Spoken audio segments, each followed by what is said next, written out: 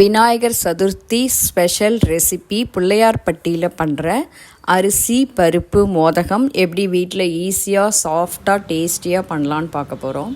இது பிள்ளையார்பட்டியில் அன்றைக்கி ஃப்ரெஷ்ஷாக அரிசி பருப்பெல்லாம் வதக்கி ஊற வச்சு பண்ணுவாங்க.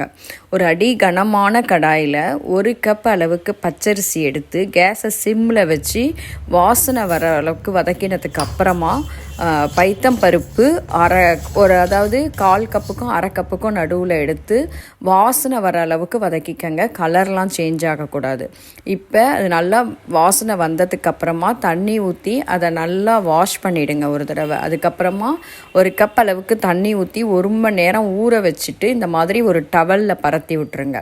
இது கொஞ்சம் காயட்டும். அதுக்குள்ளே நம்ம வெள்ளை தண்ணி ரெடி பண்ணிக்கலாம்.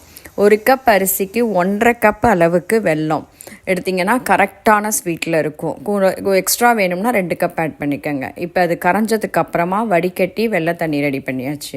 இப்போ இந்த அரிசி பருப்பு நல்லா காஞ்சி கையில் ஒட்டாத பதம் வந்ததுக்கு அப்புறமா மிக்ஸி ஜாரில் மாற்றி ரவாயாக உடச்சி எடுத்துக்கோங்க. மிக்ஸியை ஸ்லோவாக ரன் பண்ணி ரவாயாக உடச்சிக்கோங்க. ஏன்னா ஈர அரிசிங்கிறதுனால சீக்கிரமே மாவாயிடும்.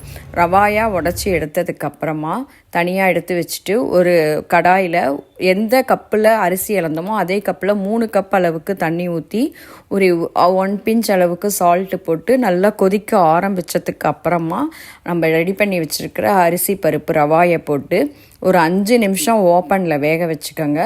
5 நிமிஷம் கழித்து மூடி போட்டு ஒரு 5 நிமிஷம் வேக வச்சோம்னா இந்த மாதிரி நல்லா வெந்துடும். அதுக்கப்புறமா நம்ம எடுத்து வச்சுருக்கிற வெள்ளை தண்ணியை ஆட் பண்ணிக்கலாம். நீங்கள் அரிசியும் பருப்பும் நல்லா வெந்ததுக்கப்புறம் வெள்ளை தண்ணி ஊற்றுங்க. அதுக்கப்புறம் வேகாது. இப்போ இதில் 2 டேபிள் ஸ்பூன் அளவுக்கு தேங்காய் போட்டுக்கலாம். தேங்காயும் போட்டு நல்லா மிக்ஸ் பண்ணி விட்டுட்டு இப்போ நம்ம வெள்ளை தண்ணி ஊற்றிருக்கிறதுனால கொஞ்சம் தளன்னு இருக்கும். கொஞ்சம் கெட்டிப்பதம் வந்ததுக்கப்புறமா ஒரு 2 டேபிள் ஸ்பூன் நெய் ஊற்றிக்கங்க. நெய் ஊற்றி ஒரு 5 நிமிஷம் கிளறினோம்னா நல்லா கடாயில் ஒட்டாமல் வரணும். அந்த பதத்துக்கு நீங்கள் கேஸை ஆஃப் பண்ணிடலாம். இப்போ இது கொஞ்சம் ஆறட்டும். ஒரு 1/2 மணி நேரம் கழித்து நமக்கு எந்த ஷேப் வேணுமோ நீங்கள் மோல்டு வச்சு மோதகம் மாதிரியும் பண்ணிக்கலாம். இந்த மாதிரி உருண்டையாகவும் உருட்டிக்கலாம். நான் இன்றைக்கி உருண்டையாக உருட்டி எடுத்து வச்சுருக்கேன். இதை இப்போ நம்ம 10 நிமிஷம் எப்போதும் கொழுக்கட்டையெல்லாம் எப்படி வேக வைப்போமோ அந்த மாதிரி இட்லி பானையில் வச்சு 10 நிமிஷம் கழித்து திறந்து பார்த்தீங்கன்னா கையில் ஒட்டக்கூடாது.